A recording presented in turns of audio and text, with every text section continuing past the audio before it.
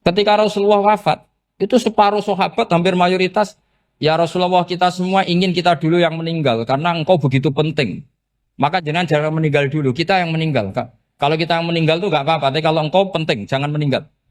Tapi ada saja sahabat, lah tidak seperti itu. Saya suka Rasulullah meninggal dulu.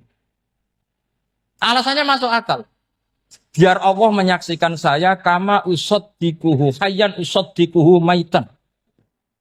Allah biar menyaksikan saya iman kepada Nabi ketika masih hidup. Dan saya buktikan setelah mati pun, setelah meninggal pun, setelah wafat pun, iman. Jadi ternyata baisnya itu supaya orang tahu bahwa iman kita kepada Nabi itu iman yang super. Jika ketika beliau sugeng ya kita iman, setelah wafat juga kita iman. Kai usoddikuhu maitan kama usoddikuhu hayyan. Supaya saya mentasdikkan beliau setelah meninggal sebagaimana kita mentasdikkan beliau saat masih hidup. Dan ternyata Allah ridho dengan perkataan sahabat itu. Kenapa Allah ridho? Karena menjadi pelajaran bagi orang-orang yang ditakdir gak menangi Rasulullah Shallallahu Alaihi Wasallam. Tetap mereka ini. Jangan kayak setan. Setan itu kurang ajar betul oleh iblis itu. Masyhur itu. Iblis itu nangis-nangis neng Nabi Musa. Iblis itu takutnya sama Allah itu luar biasa. Sampean kalah. Iblis itu setiap ketemu malaikat karena dia ngerti alam gaib, mesti apa itu?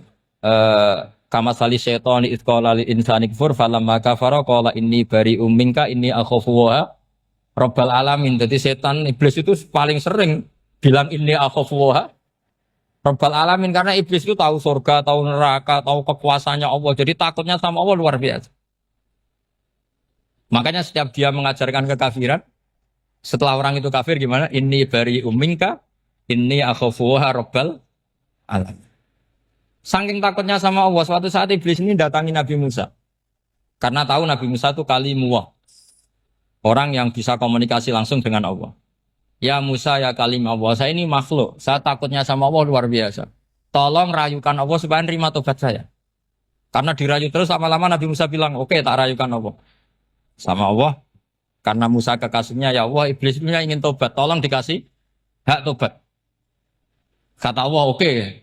Dia bisa tobat. Asal mau sujud di makamnya Nabi Adam. Karena kesalahannya dia gak mau sujud sama Nabi. Semenang Nabi Musa karena ada cara untuk iblis menjadi tobat. Dikasih tahu sama Nabi Musa. Alhamdulillah kamu diterima tobatnya. Syaratnya apa? Sujud ke kuburannya Nabi Adam. Wah iblis atau aslinya terus. Asjuduhu maitan wa qatla asjuduhu hayyan. Oh zaman urip aku ora gelem, mbok nek wis mati. Oh dasar setan itu. Zaman urip aku ora gelem wis mati mbok kon sujud. Kumat maksudnya terus ya sudah terus sampai sekarang akhirnya. Kalau sekarang sudah tidak mungkin lagi karena nggak ada Nabi Musa. Jadi ijtihadnya sahabat melihat wafatnya Rasulullah itu beda-beda dan ternyata semuanya diridhoni Allah.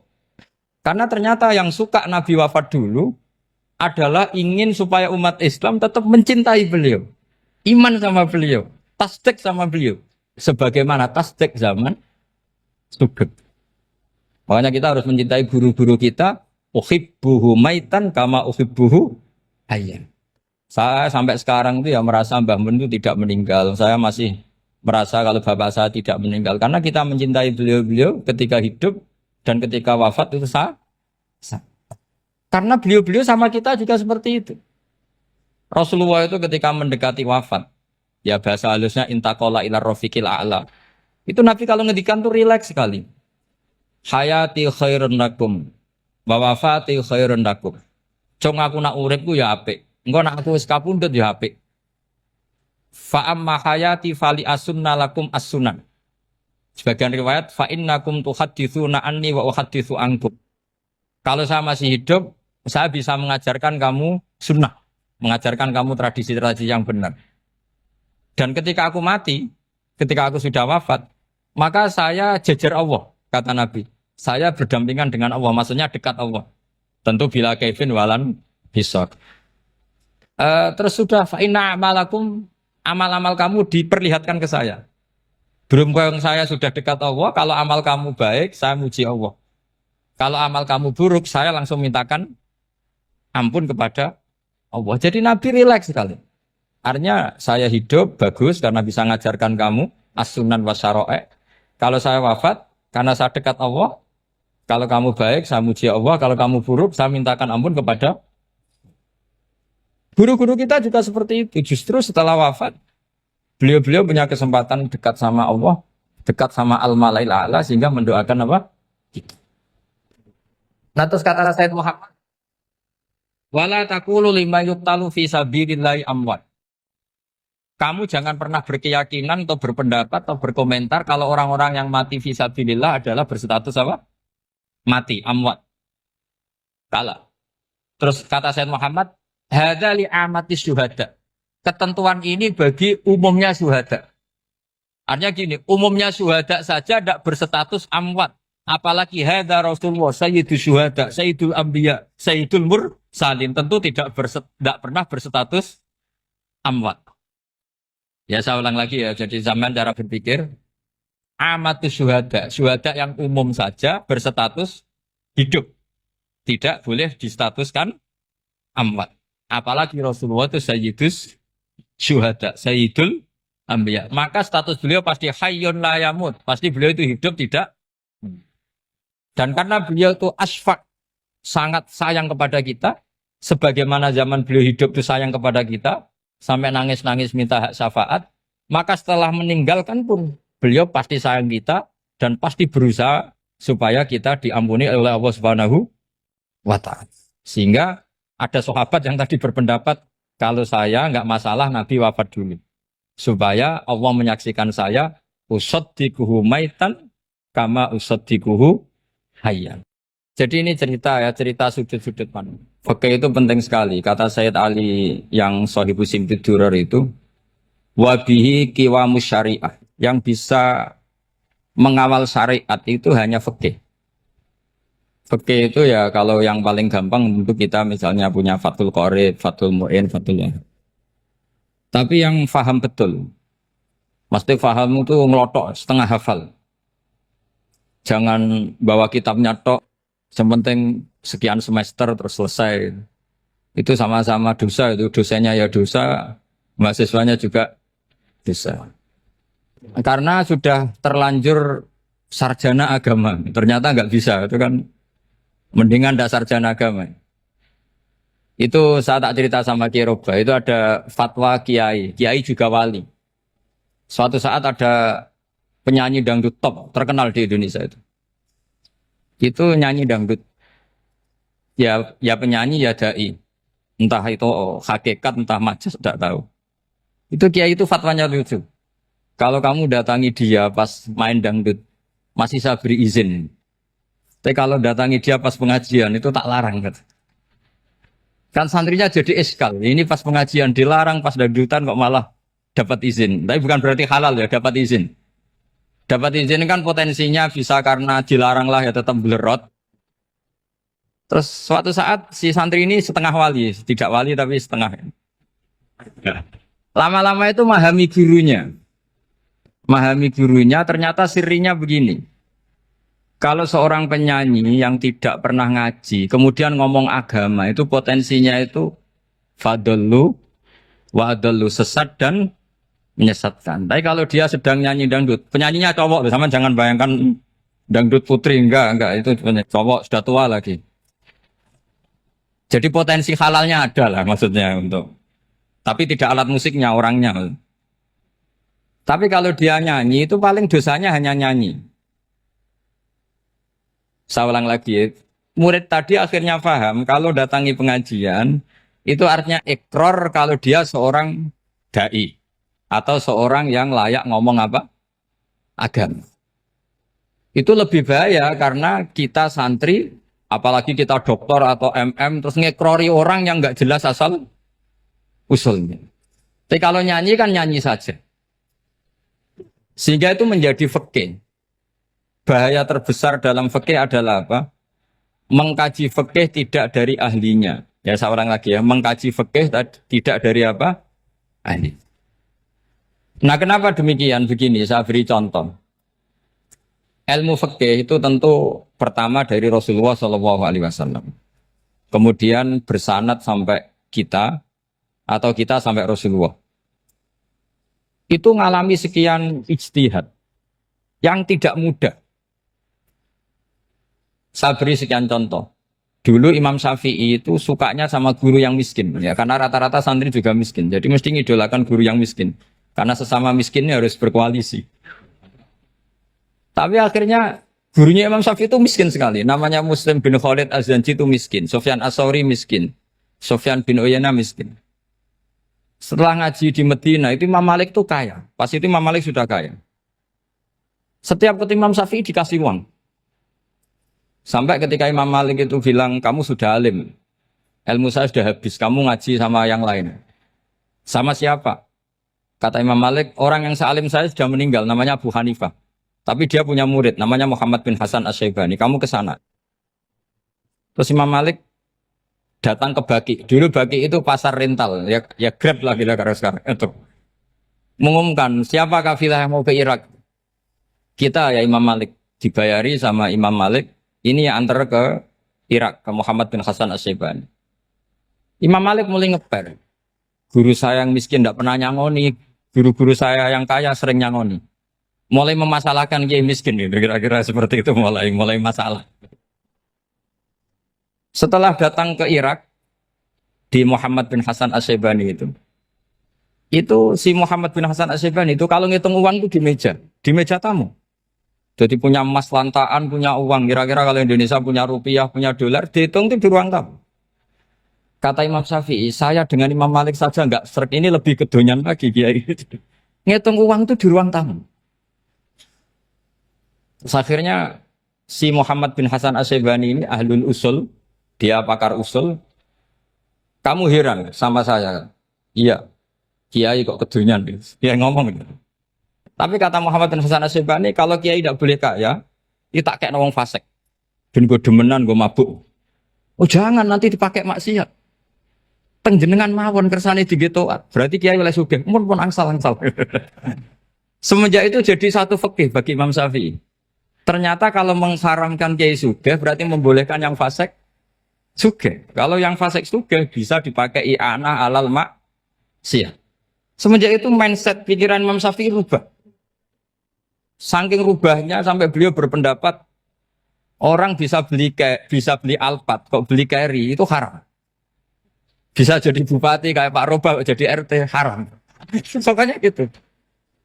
Bisa keren Kak Gus Ba kok jadi orang pendengar haram. Pokoknya haram terus. Karena dalil beliau al-Islam ya'lu wala yula alaih. Coba sampean ridho misalnya jadi orang Gresik dipimpin orang yang enggak sholat, ridho ndak? Ndak. Atau sholat tapi nggak bisa ngaji, ridho ndak? Ketika yang bisa ngaji berpotensi jadi buba, terus keterusan. Karena Imam Syafi'i keterusan, ya umatnya keterusan. Akhirnya orang-orang Syafi'i itu politikus rata-rata. Ya, makanya sama jangan kaget sama Baruba. Kakak saya wakil bupati ini. Putranya Mbah Mun ada yang wakil apa? Gubernur. Dulu Gus Wahid ya menteri agama. Itu asal usul dari perubahan fikih, mindset, cara berpikir Imam Syafi'i. Jadi dulu itu fikih ditemukan itu jelimet, ada perdebatan. Itu tidak hanya pada level ulama. Pada level Nabi pun ada perdebatan.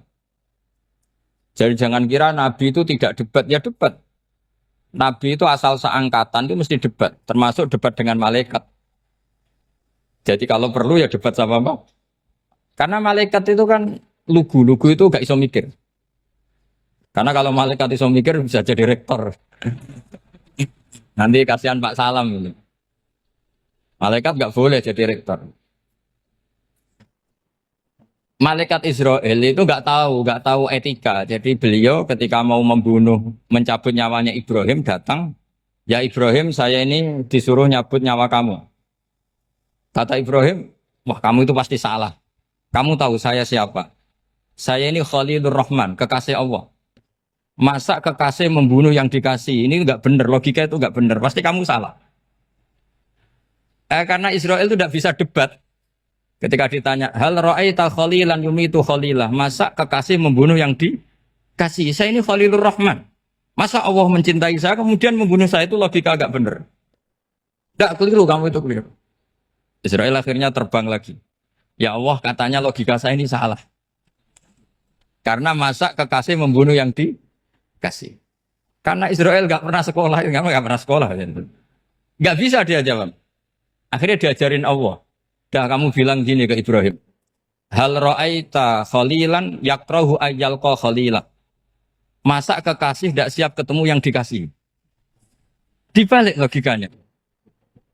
Akhirnya datang lagi ke Israel. Kata Allah begini. Masa jenengan kekasihnya tidak siap ketemu yang kau kasih. Oh ya ya oke mati gak apa-apa. Jadi ilmu itu ngalamin perdebatan. Jadi saya datang murni karena Kiai Mas Buhin, bukan karena MC. Itu dosa besar kalau saya datang karena MC. Karena saya punya kewajiban yang lebih besar. Jadi yang bisa mengalahkan adalah a'dzama minhu, yang super besar kira-kira. Karena jelas ada riwayat inna min abaril birri silatar rajuli ahla wuddi abi. Ya, inna min abaril birri silatar rajul ahla wuddi abi. Di antara kebaikan yang sangat baik adalah seseorang menyambung teman bapaknya. Padahal sampean kan nggak mungkin teman bapak saya. Teman saya aja nggak mungkin, nggak level apalagi bapak saya kan. Jadi malah mohal itu. Saya berkali-kali cerita di mana-mana cerita. Fikih itu harus dievaluasi. Karena ini masalah furu'iyah. Saya berkali-kali cerita di mana-mana cerita. Hukum berteman orang fasik gimana? Pasti orang jawab haram karena takut ketularan orang fasik. Tapi kalau dibalik, hukumnya bina orang fasik gimana? Ya baik, umatnya Nabi. Bisa bina kalau berteman. Kamu bisa bina orang fasik tanpa berteman? Gak bisa. Jadi kalau dibalik, hukum berteman orang fasik gimana? Haram. Hukumnya bina orang fasik? Baik. Bisa bina kalau berteman. Berarti berteman orang fasik? Ya terus nanti pada level lapangan sih gampang.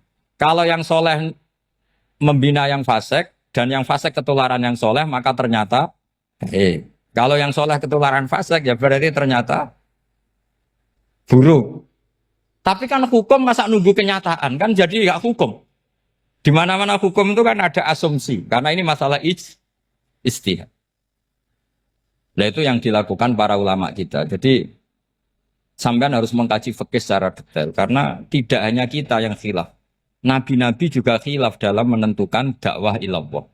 Wali-wali kita kayak Abdul Hasan Asyadili sama Sayyid Abdul Al-Haddad itu juga. Imam Ghazali ya khilaf. Imam Suyuti itu kalau ketemu Al-Qastolani itu saling tidak nanya, saking nggak cocoknya. Masyhur itu. Jadi ulama ora cocok. Bedanya nak saiki perkara partai. Kalau orang dulu enggak. Karena pakai asumsi. Pakai asumsi karena memang susah. Ndak misalnya memang tak bedai, tak beri yang di ndak misalnya ada orang rukuk kemudian kentut. Itu sholatnya batal apa enggak? Enggak, jawab saja. Enggak, orang sholat kemudian pas rukuk kentut atau kelihatan auratnya, sholatnya batal apa enggak? Batal. Itu keliru nih sampean, itu salah dosennya mesti itu. Pertanyaannya gini, yang dikatakan sholat itu kan aqwalun wa af'alun muftatahatun bitakbir muftatamatun bitaslim. Lalu ketika sampai rukuk apa sudah namanya sholat? Jika kamu katakan batal, namanya sholat aja belum kok sudah kamu katakan batal gitu.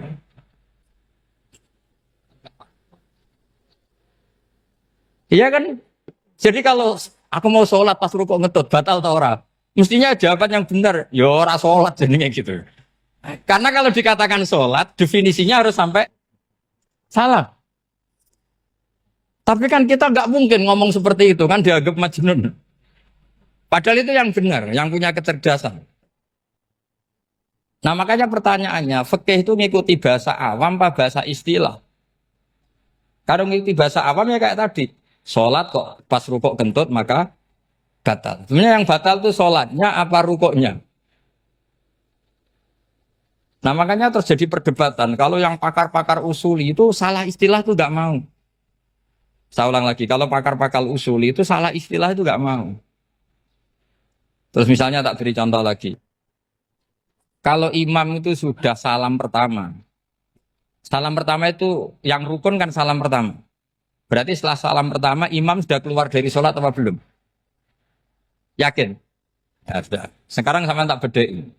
Lalu makmum itu kesunatan langsung berdiri apa nunggu imam salam kedua? Enggak, jawab satu. Nunggu salam kedua kan? Nah, itu kriminalnya sampai Anda sufi itu. Kriminalnya begini. Berarti Anda mau bergantung sama orang yang sudah tidak sholat. Kata kamu setelah salam pertama dia sudah tidak sholat. Berarti kamu mengintersikan makmum berhubungan dengan orang yang sudah tidak sholat. Karena sudah keluar dari sholat ketika salam pertama. Kalau kamu di debat gitu gimana jawabnya? Pusing kan? Berarti robtul makmum bisolatiman sing wis laisa fi sholatin. Berarti menggantungkan sholat sama orang yang sebetulnya sudah tidak sholat. Ada yang jawab, sebagian ulama fikih tetap disunatkan menunggu salam kedua. Karena salam kedua itu masih paket meskipun tidak rukun. Dia paketnya selesai. Tapi selalu pertanyaannya gini, lalu setelah salam pertama itu imam masih sholat gak? Sudah sama pernah dijawab tuh? Nah ini pentingnya bodoh, gak mikir sebenarnya. Jadi makanya bodoh itu barokah karena gak mikir. Jadi soalnya Rabbana ma khalaqta hadza apa? Batila. Sing bodoh ya barokah, sing pinter ya barokah. Sera barokah maksiat. Serana barokah plus. Jadi ilmu itu harus mengalami satu gesekan karena logika itu bisa dibalik. Nah karena ilmu itu mengalami satu gesekan, satu logika yang bisa kayak iya kayak enggak. Sehingga jargon di dunia ijtihad itu begini. Ra'yuna shawabun yahtamilul khata' wa ra'yuka khata'un yahtamilus shawab. Pendapat saya benar tapi mungkin salah. Tapi pendapat kamu taruhannya salah dulu tapi ya mungkin benar. Jadi mustahid kalau kata mustahid itu lucu. Ngomongnya itu ra'yuna shawabun yahtamilul khata'. Pendapat saya tarifnya benar dulu tapi ya mungkin salah. Kalau pendapat kamu salah tapi ya mungkin benar atau mungkin bisa salah ya tidak tahu pokoknya mungkin benar. Nah, kenapa demikian? Begini. Di luar masalah tauhid, saya ulang lagi di luar masalah tauhid. Itu tentu ada masalah-masalah yang sifatnya ijtihadiyah. Ya, saya ulang lagi, yang sifatnya apa? Ijtihadiyah. Dan ijtihadiyah ini nggak pernah selesai karena muqtadul hal, konteks kesejarahan maupun konteks kesempatan itu tidak sama. Dulu kiai-kiai itu ngaramkan dasi, ngaramkan celana karena yang celananan yang dasinan itu penjajah. Sehingga mantas sabah biqaumin bahwa apa? Minhu. Tapi lama-lama kiai-kiai itu ya pakai dasi, pakai celana. Ya karena dianggap sudah tidak mantas sabah apa? Biqaumin bahwa apa?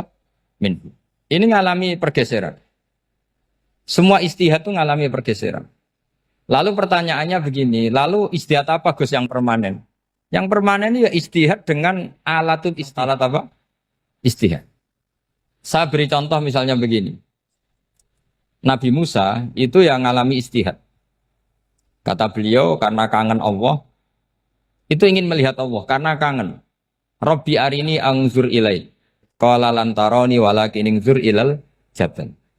Ya sudah namanya orang kangen ya ingin melihat. Ya sudah gitu aja. Sehingga ahli ilmu kalam itu berdebat. Kalau kata ahli sunnah, karena Nabi Musa minta ingin melihat Allah, berarti melihat Allah itu jaiz, mungkin. Karena Nabi gak boleh bodoh meminta sesuatu yang mau hal. Maka antipatinya ahli sunnah terhadap pendapat Mu'tazilah itu antipati. Karena menurut pendapat Mu'tazilah, Allah itu qadim, Allah itu laisa kamislihi syai'un, sehingga gak bisa dilihat. Pertanyaannya adalah berarti Nabi Musa meminta sesuatu yang mau hal. Itu bodoh sekali sampai nggak tahu mana mau hal, mana apa? Jaiz. Makanya kata Imam Ghazali, masa Nabi Musa yang Nabi nggak tahu kalau melihat Allah itu mau hal. Sampai minta berarti nganggap itu jaiz atau boleh. Itu cara pandang orang-orang ahli sunnah apa? Wal jannah. Tapi tetap saja sebagian ulama itu ya balelo. Yang kayak Mu'tazilah itu ya balik loh. Cara berpikir pokoknya itu karena kangen, bukan karena mungkin atau tidak mungkin. Jadi nggak mungkinnya tetap tidak mungkin. Terus mereka dalil la tudrikul absar wa huwa yudrikul absar. Nah, sudut pandang ini akan terus. Ada seorang wali ditanya, kalau kamu di surga ingin melihat Allah apa enggak? Jawabnya enggak. Kenapa ya? Kasihan Allah. Terus kenapa ya? Unazzihu dzalikal jamala an nadhari misli. Saya tidak ridho Allah yang hebat, yang keren, kemudian sing delok di rumah aku wong resik. Koyok gak ngergani pangeran. Sebenarnya sing delok Allah ben golongane Nabi Muhammad, Nabi Ibrahim, kowe ra usah ngilangi keren. Maksudnya itu. Jadi ada ulama itu jadi wali kalau sholat itu karena di soft belakang. Tapi jangan ditiru. Itu kan nggak lazim ya. Lazimnya kan afdhalus sufuf as-saful awal. Ketika ditanya, kenapa kamu kalau sholat di belakang? Cek DR koyok wani suwan pangeran gak ngarep. Aku sungkan dadi kok guli. Kalau sampean kan karena males, bukan karena sungkan. Jadi itu artinya rasa ya. Makanya nggak bisa, nggak ada ijtihad itu tidak mungkin karena perasaannya orang itu beda-beda. Itu Sayyid Abdul Al-Haddad itu kalau ngendikan masyhur. Man da'a li dzalimin fil baqa faqad ahabba yusawwah fi ardi. Orang yang mendoakan orang fasik masih hidup, gak mati-mati, itu berarti suka kalau Allah dimaksiati di buminya. Wong fasik kelakuannya rak maksiat, nak mbok dongakno mari. Itu berarti kamu ingin Allah didurakani terus menerus karena si fasik masih hidup. Tapi kalau Abu Hasan As-Sadili cara ngendikan gini, kalimatnya persis. Man ahabba alla yusawwahu fi ardi faqad ahabba alla tadhharu maghfiratuh. Orang yang ingin dunia ini steril gak ada maksiat, maka sama saja berkeinginan tidak melihat luasnya maghfirahnya Allah. Sama-sama wali besar. Tapi cara pandang hubungannya dengan Allah seperti itu. Jadi mau tidak mau, istihad itu mau tidak mau. Makanya tidak usah dipertentangkan misalnya cara berpakaian, cara apa. Yang penting sesuai aturan Islam ya sudah. Karena ini urusan rasa. Urusan apa? Rasa. Itu Syekh Hasan Basri itu sering jagongan sama Robiah Hadawiyah. Itu secara fikih salah.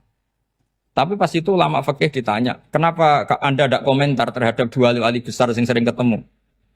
Andai kan semua santri seperti itu, akan saya halalkan. Karena nggak mungkin punya nafsu. Sehingga fikih dulu memang masih asli. Kamu lihat di takrib misalnya, lelaki melihat perempuan itu nggak boleh kecuali sekian alasan. Termasuk boleh itu li taklim karena mengajar. Atau lil muamalah. Ini yang mulai masalah. Ada warung kopi, penjaganya cantik. Santri-santri ngopi. Ini lil muamalah. Kan kasus ini. Mau disalahkan pada takbirnya. Mau dibenarkan ini jelas fasik kan. Jelas fasik. Jelas fasik. Maksudnya sudah fasik sebelum itu ditambah itu. Jadi fasiknya permanen. Nah pertanyaannya adalah. Kalau kamu ngajar mbak-mbak. Kemudian hafal yang cantik yang enggak. Itu taklim lin nazar apa nazar li taklim? Itu taklim apa modus? Makanya kalau ngopi cari bakul yang cantik. Itu muamalah untuk nazar apa nazar untuk muamalah? Loh kalau saya ngopi dengan kirobah pasti halal. Karena begini. Berjalan saja. Bareng capek. Nggak tahu itu warungnya siapa. Terus berhenti ngopi. Kebetulan bakulnya cantik. Nah itu mungkin halal karena kan saya tidak milih-milih. Ingin ngopi kebetulan bakulnya cantik. Kalau kamu kan nggak apal daftarnya. Wah itu mesti haram itu. Mesti haram itu. Karena berarti kan kamu menjadikan ngopi ini modus. Gue jagani tak kok pangeran. Lo kok nazar? Muamalah Gusti muamalah. Itu mesti modus. Maka fikih itu harus dikawal oleh tasawuf. Kalau enggak semua hukum fikih bisa diakalin. Makanya Imam Bukhari punya satu bab namanya Kitabul Khiyab. Bab mengkhilaf fikih. Beliau itu antinya sama Abu Hanifah itu luar biasa. Enggak ada ulama dibenci Imam Bukhari kayak Abu Hanifah. Masyhur itu. Untungnya beliau enggak menangi Abu Hanifah. Kalau menangi geger terus. Bisa bahsul masail terus. Itu Abu Hanifah itu ulama yang suka khilaf. Khilaf itu merekayasa hukum. Misalnya begini. Saya ini puasa agak lemes. Ujian agak lemes. Apalagi kiai, serapati di duit, santri beling-beling lemes ini. Apa mangan itu kan, wah, poso-poso kok mangan kan gak keren. Supaya saya bisa makan dan halal, saya bisa ngajak Kiai Robai ya jalan-jalan. Jalan-jalan nyari yang jarak 2 marhalah, ya sudah. Terus bisa makan. Kalau ditanya Allah kok makan? Musafir. Jadi bolehkah insya safar menciptakan pergi demi untuk supaya boleh iftar? Boleh enggak cara jenengan? Enggak boleh alasannya apa? Kan pergi. Perginya juga enggak maksiat. Itu khilaf. Tapi Sayyid Muhammad, Abu Ya Sayyid Muhammad, Muhammad bin Alawi, Sayyid Muhammad, itu membela Abu Hanifah. Artinya membela jangan semua khilaf itu diharamkan. Karena itu cara, saya ulang lagi, karena itu cara untuk mengawal bahwa hukum Allah itu luas. Karena kalau nggak ada khilaf itu ya kita kesulitan. Kita kesulitan. Misalnya begini, ini penjelasannya, makanya kita harus sering mendengar. Saya itu dulu masih sangat fikih itu protes, kenapa ada puluhan polisi wanita? Itu kan pekerjaan cowok ya, pekerjaan pria. Tapi setelah mendapat penjelasan dari polisi itu alasannya masuk akal, Gus. Kadang-kadang orang nakal itu menyembunyikan narkoba itu di alat wanitanya. Itu kalau semua lelaki polisi kayak jenengan itu kan masalah itu. Sehingga memang harus ada polisi wanita karena sebagian pengedar narkoba itu perempuan dan menyembunyikannya di tempat itu. Kalau semua polisi cowok kan gak kebayang. Sehingga kita akhirnya mendengar membolehkan polisi itu wanita. Ada wilayah yang harus wanita. Begitu juga ada pertanyaan, kenapa sih dokter kandungan itu cowok? Saya punya banyak santri yang muhibin saya itu dokter kandungan. Tak tanya, kamu itu kok cowok kok jadi dokter kandungan? Kan pekerjaannya seperti itu. Dia jawabnya lucu. Dari 10 yang tes jadi dokter kandungan, itu yang cewek itu lulus 2. Yang cowok lulus semua. Karena ketika cewek dites melihat ketuban pecah darah itu langsung pingsan. Sehingga yang secara psikologi dablek itu kan memang lelaki. Jadi serawongnya sewakit santes. Kadang nggak lahir-lahir cinta ini nang jopo rokokan santai. Itu kalau cewek yang jadi dokter kandungan itu nunggu jam 11, jam 4 sudah pingsan. Nah ini cerita, bukan berarti saya menghalalkan, enggak. Kita harus mendengar, saya ulang lagi, kita harus apa? Dan itu setelah mendengar, itu nanti jadi disiplin ilmu, yaitu namanya fikih. Karena ilmu fikih itu sebetulnya gampang. Sampai kalau ngaji i'anah, itu kelihatan fikih itu gampang, karena ada logika yang terbangun. Misalnya begini, orang kalau tawaf itu disuruh agak jauh dari Ka'bah. Jangan sampai nginjak sadarwan. Karena sadarwan itu pondasi itu ikut Ka'bah. Kenapa begitu? Ya jenenge ra muteri Ka'bah, ide-ide Ka'bah. Jadi sebenarnya sederhana logikanya. Sing jenenge muter itu di luar itu kita muter. Nah kalau nginjak pondasinya namanya gak muteri Ka'bah tapi ide-ide Ka'bah. Ya jadi sederhana sebetulnya ya masuk akal. Jadi fikih itu tidak ada yang iskal, sebetulnya masuk akal. Tapi karena kita nekuni itu tidak serius, maka terus jadi paradok. Saya beri contoh lagi, ini sebagai penghormatan saya sama Kiai Mas Bukin, karena ini sudah namanya fakih. Kalau ada ayam jago ditabrak truk, terus kejet-kejet, adekan dibiarkan pun mesti mati. Karena gerakannya sudah harokatul masbuh. Terus kamu sembelih, itu halal apa enggak? Enggak jawab, ayam jago loh. Kalau kamu katakan halal, dia sudah tidak punya hayatun mustaqirroh, kehidupan yang permanen. Andai kan kamu biarkan pun 1 menit lagi meninggal. Kejet-kejet kan prosedur saja. Maksudnya pantasnya mati ya kejet-kejet sih, tapi sebetulnya sudah pasti mati. Maka ini ada 2 ulama. Kalau kata Imam Malik tetap namanya halal. Karena ruhnya masih di situ. Sehingga ketika kita nyembelih, ya nyembelih hewan yang hidup. Yang namanya nyembelih itu pokoknya mematikan yang punya roh. Sementara saat itu rohnya masih di situ. Meskipun 1 menit lagi pasti. Tapi kalau mazhab Syafi'i enggak, ini sudah harokatul masbuh. tidak punya hayatun mustaqir. Sehingga dalam perdebatan ulama fikih itu lucu, kadang ya gampang mangkel nol. Misalnya begini, kalau ada anak lahir tidak ada amaratul hayat, nggak nangis, nggak bernafas, sunat disolati apa enggak? Siktun sing layas tahilu walayas langsung lahir langsung mati, nggak ada amaratul hayat. Ora tahu mikir tuh. Itu tidak wajib disolati. Alasannya, ya kan memang sholat alal mayit kan tidak pernah hidup. Di mana-mana mayit itu setelah hidup mati. Ini kan tidak pernah hidup. Namanya ya atau lahmen, ya potongan daging itu aja enggak. Jadi kadang fikih diwaca tenan jebule mangkel no. Terus ketika di kitab Minhajul Thalibin itu, kalau kamu keluar mani itu wajib mandi enggak? Wajib kan? Kalau keluar mani inzal itu kan wajib mandi. Nah kenapa nifas atau wiladah keluar bayi? Kenapa ibu-ibu kalau keluar bayi wajib mandi? Alasannya lucu. Li'annal walad maniyun pun akidun. Ini kan wis mani cuma mengkristal. Jadi kadang fikih mangkel. Apa ya? Sembrono gitu. Masuk wajib mandi wiladah itu karena apa? Li'annal walad maniyun mun akidun. Niku mani sing wis mengkristal. Mani sing wis jelalatan lah lahir nangis macam-macam. Jadi ternyata karena kenapa fikih butuh alasan nyari hadis tentang keluar anak mandi itu enggak ada yang sorry. Yang ada adalah tentang inzal. Innamal ma' minal.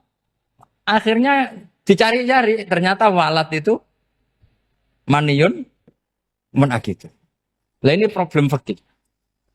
Sampean harus siap dengan pelajaran seperti ini meskipun sampean mungkin wong priayi tapi ini ilmu. Ya, saya ulang lagi ini ilmu. Sehingga ulama itu mau tidak mau harus mau mendengar. Karena logika yang terbangun itu nunggu kalau mendengar kayak tadi. Nabi malaikat Israel baru sadar, masa kekasih bunuh yang dikasih. Masuk akal juga Israel. Kalau sama sampean sih nggak nerima tetap selonang-selonang ini masalah Ibrahim, Khalilur Rahman. Sehingga kita di alasan fikih itu harus kita dengar. Saya dulu itu, saya sampai sekarang itu sama kalau bayi lahir masih sudah berbentuk bayi. Saya sendiri berpendapat sebaiknya disolatin kalau sudah berbentuk bayi meskipun tidak nangis, tidak ada amaratul hayat. Kan yang digugurkan itu wajibnya, bukan masalah boleh dan tidak. Itu banyaklah perdebatan ulama di bab itu. Saya beri contoh lagi perdebatan ulama. Ini contoh-contoh fikih karena ini khusus penghormatan status fakih tadi. Itu kalau ada orang mati jenazah itu. Jenazah itu kalau sholat, itu kan umumnya jenazah di depan, kita nyolati di belakang. Itu yang mengatakan begitu ya tidak punya alasan. Ya taunya mulai dulu begitu, di mana-mana nyolati jenazah, jenazahnya di depan. Tapi di kitab Makhali jelas diterangkan, kata kaul sani tidak wajib. Alasannya ya lucu, fa'indal janazah laisat bi imamin. Jenazah itu tidak imam, kenapa harus di depan? Kan kacau kan? Loh coba alasannya di depan apa? Dia ada imam kok. Nah barokahnya fikih itu sehingga kita melihat di Arab Saudi sekarang itu jenazah kan di belakang, tapi kita tetap nyolati apa? Mayit. Kalau di Arab Saudi musim haji itu jenazahnya di kamar mayit, tapi kita nyolati. Itu satu-satunya takbir ya tadi fa'innal janazah laisat bimanzilatil imam. Tapi jangan praktekkan nanti dia kepaliran sesat. Saya hanya cerita ilmu, jangan dipraktekkan. Kalau dipraktekkan masih jadi aliran sesat. Mono jenazah ning mburi mame kok ngarep aliran sesat. Sebetulnya bukan sesat tuh. Uji coba fikih. Ya karena tadi fa innal janazah laisat bimanzilatil.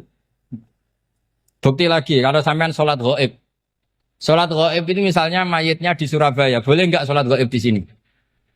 Terus jenazahnya di belakang kamu apa depan kamu? Nah ini kan fikih itu pokoknya gitu. Makanya standar furu'iyah itu susah. Karena perdebatannya itu mirip-mirip. Kayak iya, kayak tidak, kayak. Makanya dulu zaman sahabat, Ada sahabat itu mencintai Rasulullah. Senengannya sowan. Bukti cinta sowan.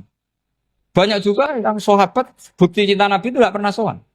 Alasannya ganggu. Kenapa kamu jarang sowan Nabi? Saya sering jamaah sama Nabi, saya tidak pernah sowan. Kenapa? Ganggu. Biar Nabi kalau di rumah sama anak istrinya, saya tidak mau ganggu. Makanya saya termasuk kiai yang gak pati seneng disowani. Karena ya itu tadi. Kalau ngulang seneng saya, kalau disowani biasa saya. Kalau kiai roba itu nilai, nak pernah sepuh jadi rasuan nilai. Jadi beda, saya sering ditilii kiai sepuh.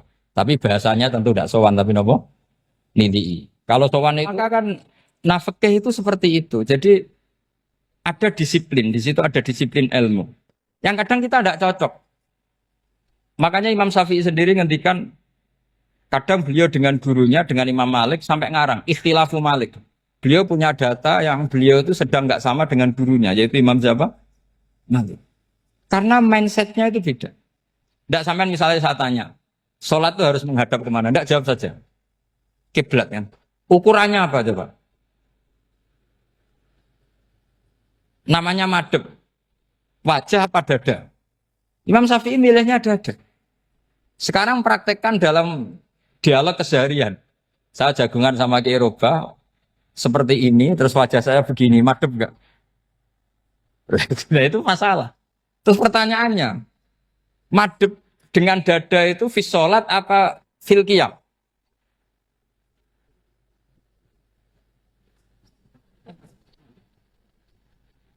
Loh enggak, kalau fis sholat pas sujud dada kamu madhep mana coba? Kamu enggak pernah mikir kan? Ya madhep pakai dada itu kan kalau berdiri, kalau rukuk sama sujud.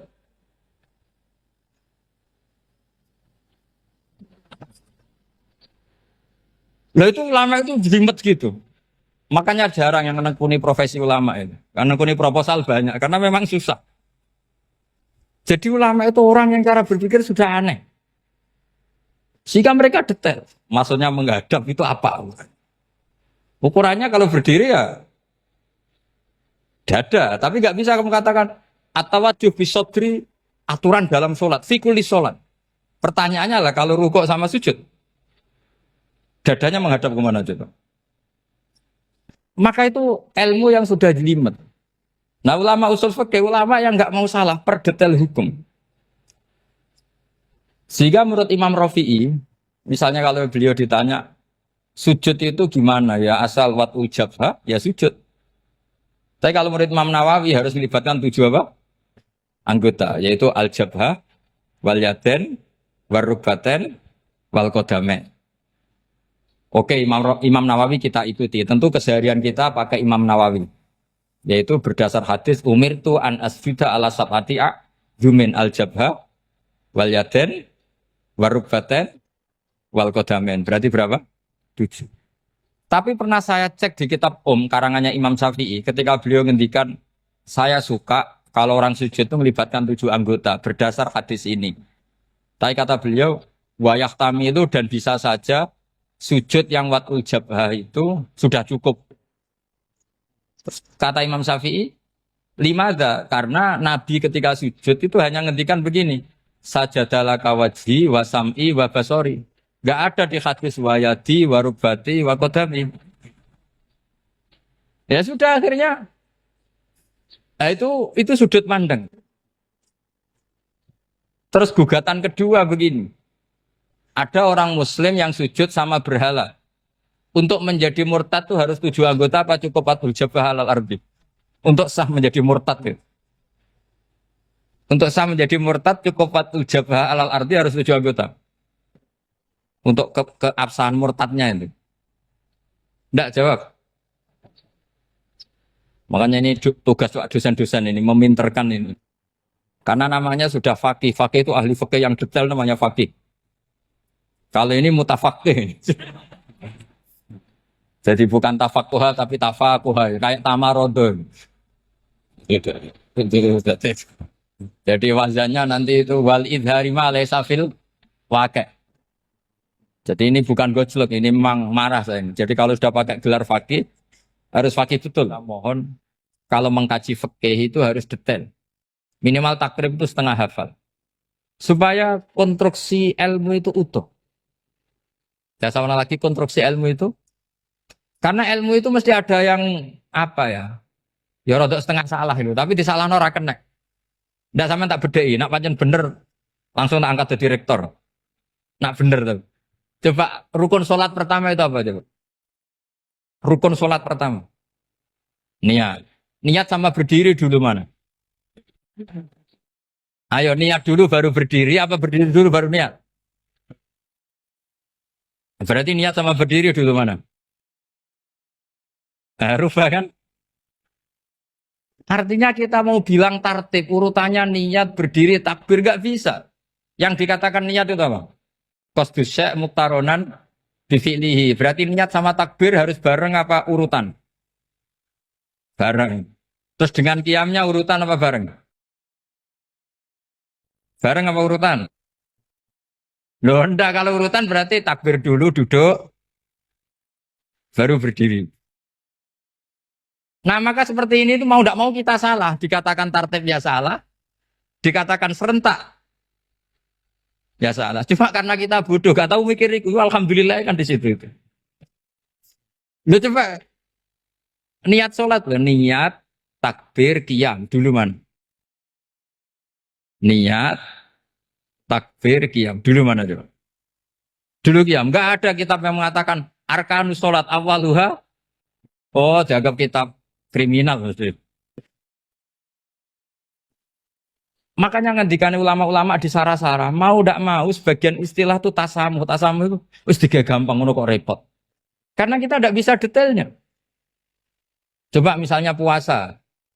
Puasa Ramadan itu wajib apa? Tabiyyitun niat, nginep no niat. Sing darani nginep itu umure lama apa enggak?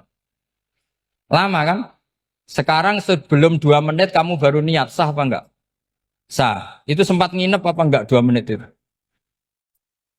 Enggak sempat kan? Jadi ilmu itu makanya kata ulama-ulama pokoknya ilmu itu mesti ono unsur tasamuh. Tasamuh itu ya tiga gampang. Apa? Tiga gampang.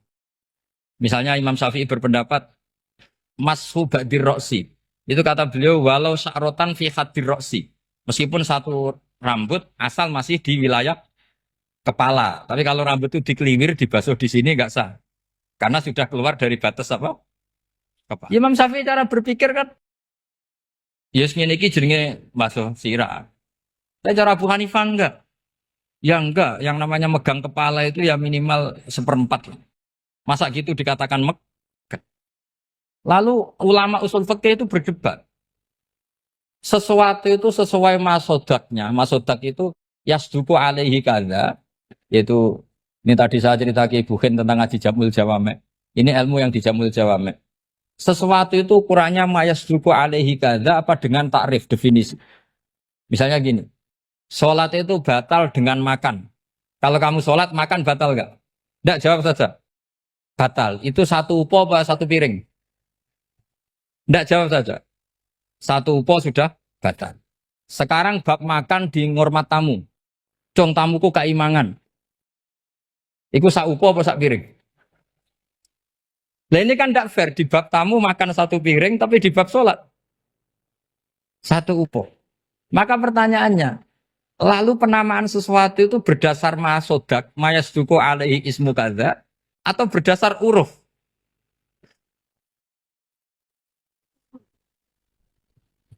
Ukurannya apa coba? Maka terus jadi perdebatan. Nah ini di sini ini pentingnya ulama karena ya sekarang saya bedai sekarang. Cengkeh itu wangi apa enggak? Kategorinya cengkeh. Wangi kan kalau orang bikin kue tar pasti pakai apa? Cengkeh. Pakai wedang ronde supaya manis, apa wangi dikasih apa? Cengkeh. Nah itu saya berkali-kali cerita, pernah mau dipikirkan orang Islam juga boleh rokok karena dianggap pakai apa? Mewangi karena ada apa? Cengkeh. Tapi terus didebat, kalau gitu berarti orang Jumatan sunat rokok. Karena Jumatan disunatkan pakai pewangi. Wah itu kan, wah akhirnya tuh, wah iya ya, repot ya. Jadi kalau cengkeh kamu kategorikan pewangen, yang orang Islam nggak boleh rokok karena pakai cengkeh, yang wangi, konsekuensinya orang Jumatan sunat rokok karena berarti di masjid pakai apa? Pewangi kan sesat semua ya, jadi itu ilmu. Makanya selain fikih mateng itu ada ilmu yang namanya usul fikih. Usul fikih itu yang neliti itu. Mayas duku alaihi kada. Jadi yus ngono iku darani ngono. Seorang lagi. Ngono iku wis darani ngono. Ora perlu roh detail. Ya, saya ulang lagi. Wis ora perlu roh detail. Makanya Abu Hanifah itu misalnya basuh wajah. Wis angger kecelok ngene iki basuh wajah. Nek Imam Syafi'i kan detail. Mimba ini mana bitis syari sampai ila somahe uzunehi ila zakon. Terus mana bitis syari Imam Syafi'i nambah apa? Ghaliban. Kenapa ditambah ghaliban? Karena kalau orang budak mana bitis syarinya di sini. Jadi itu fikih. Jadi fikih itu jelimet. Padahal kita ini nggak pernah berpikir secerdas Imam Syafi'i, tapi akhirnya ya mikir juga. Agak ditambah ghaliban, mana bitis syarinya orang budak kan? Sini. Terus sekarang perdebatannya, orang budak basuh maskur roksi di sini sah enggak? Karena tadi itu wajah apa kepala gitu. Kan jadi bingung gitu. Ya makanya ini mukadimah saya supaya sampean apa lebih disiplin belajar apa? Fikih dan setidaknya didiskusikan lah kitab-kitab Minhajut Thalibin atau kitab-kitab Mahali. Karena di situ nanti ada perdebatan.